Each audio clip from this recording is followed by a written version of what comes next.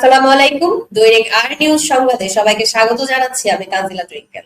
শুরুতেই দেশের সংবাদ। মুক্তিযুদ্ধের শুরুতে ইচ্ছাকৃতভাবে পাকিস্তান সেনাবাহিনীর কাছে বন্দী হয়ে বিজয়ের পর পর্যন্ত শেখ মুজিবুর রহমান পাকিস্তানের জেলে বন্দী ছিলেন। মুক্তিযুদ্ধের পূর্বে তার গুরুত্বপূর্ণ অবদান থাকলেও মুক্তিযুদ্ধ চলাকালীন তিনি সরাসরি মাঠে ছিলেন না বলে মন্তব্য করেছেন জাতীয় নাগরিক পার্টির উত্তরাঞ্চলের মুখ্য সংগঠক সার্জিস আলম। বুধবার সকাল 10টায় নিজের ভেরিফাইড ফেসবুক অ্যাপ পোস্টে তিনি এই কথা বলেন।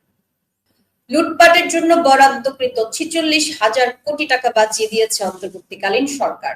বুধবার সকালে প্রধান উপদেষ্টার উপপ্রেস সচিব আজাদ মজুমদার তার ভেরিফাইড ফেসবুক আইডিতে দেওয়া এক পোস্টে এমন মন্তব্য করেছেন। পোস্টে তিনি উল্লেখ করেন, সরকার কি করছে প্রায়ই শুনি, আমরা বলি, তবু অনেকে মানতে চান না।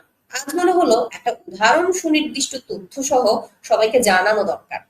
অন্তর্বর্তীকালীন সরকার দায়িত্ব গ্রহণের পরপরই বিভিন্ন উন্নয়ন প্রকল্প পূর্ব মূল্যায়ন করে দেখা গেছে যে প্রায় সব প্রকল্পে অযৌক্তিকভাবে এস্টিমেটেড ব্যয় বা প্রাক্কলন ব্যয় ধরা হয়েছে। সরকার এই খরচ কমিয়ে এনেছে। এদিকে কুমিল্লা নগরীর টমসন ব্রিজ এলাকায় সম্ভাব্য নাশকতা পরিকল্পনার সময় বিদেশি পিস্তল ও গুলি সহ 3 যুবককে গ্রেপ্তার করেছে পুলিশ। এ সময় তারা অস্ত্রের পহরা চালাচ্ছিল।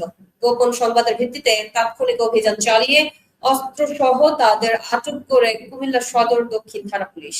গ্রেপ্তার হওয়ার কৃতরা হলেন খায়রুল হাসান, রিয়াদ ও সোহাগ।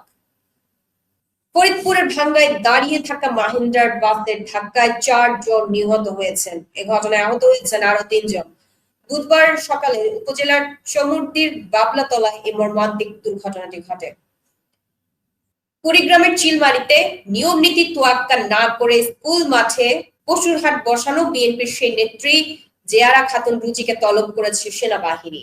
পরে বাহিনীর পক্ষ থেকে ওই নেত্রীকে হাট সরানোর নির্দেশনা দেওয়া হয়েছে। মঙ্গলবার কুড়িগ্রাম জেলার দায়িত্বপ্রাপ্ত সেনাবাহিনীর কর্মকর্তা বিএনপির নেত্রী জেয়ারা খাতুন রুজিকে ক্যাম্পে তলব করে হাট সরিয়ে দিতে নির্দেশ দিয়েছে।